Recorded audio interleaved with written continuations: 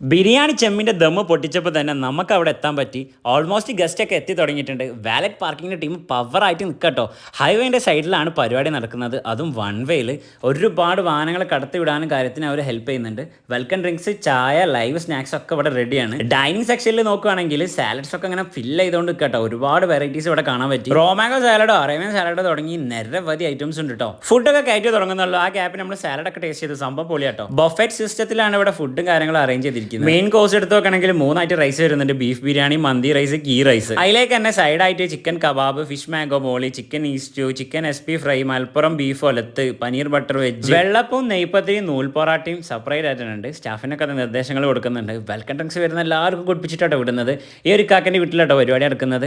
ലൈവായിട്ട് ചായ ഉണ്ടാക്കുന്നോട്ട് നല്ല തിരക്ക് കാണാൻ പറ്റി. ഈ ഒരു പൊടിച്ചായൻ്റെ പവർ കാണണമെങ്കിൽ ദൈവ ഇപ്പോൾ കാണിച്ചു തരും കേട്ടോ. നല്ല മുളക് ബജി കൂടെ എടുത്തിട്ടുണ്ട്. അതൊരു കടി അടിക്കുക, പൊടിച്ചായ അതൊരു ഷിപ്പ് അടിക്കുക, വേറെ തന്നെ ഫീൽ ആട്ടോ. ഇനി ഡെസേർട്ട് സെക്ഷനിലാണെങ്കിലോ കട്ട് ഫ്രൂട്ട്സ് ഉണ്ട്, പിന്നെ ഹെർബൽ ടീസ് ഒരുപാടായിട്ടുണ്ട്, ക്യാരറ്റൽ ഉണ്ട്, ഐസ്ക്രീം ഉണ്ട്, ലുക്കിമാത്ത് ഉണ്ട്. ഇവരുടെ സ്നേഹത്തോടുള്ള ഹോസ്പിറ്റാലിറ്റി ശരിക്കും അടിപൊളി തന്നെയാണ്. ദാവത്തിലെ മെയിൻ ഷെഫൊക്കെ അവിടെ ഉണ്ടായിരുന്നു. നമ്മൾ ഇവരുടെ റിസപ്ഷൻ പരിപാടി കൂടാൻ വേണ്ടി എത്തിയത് ഇവരാണ് കേട്ടോ താരങ്ങള്. ഫാസിലാവാനും അക്ബർക്കാണെങ്കിൽ വലിയ വലിയ ആൾക്കാരൊക്കെ വന്ന് പാട്ടൊക്കെ പാടിയിട്ട് വൈബാക്കുന്നുണ്ട്. അപ്പൊ നിങ്ങളുടെ വീട്ടിലും ഇങ്ങനത്തെ ഒരു പരിപാടി കളറായിട്ട് സെലിബ്രേഷൻ മൂടാക്കണമെങ്കിൽ ഗസ്റ്റിനെ വിളിച്ചോ, നമ്പർ ഞാൻ താഴെ കൊടുത്തു.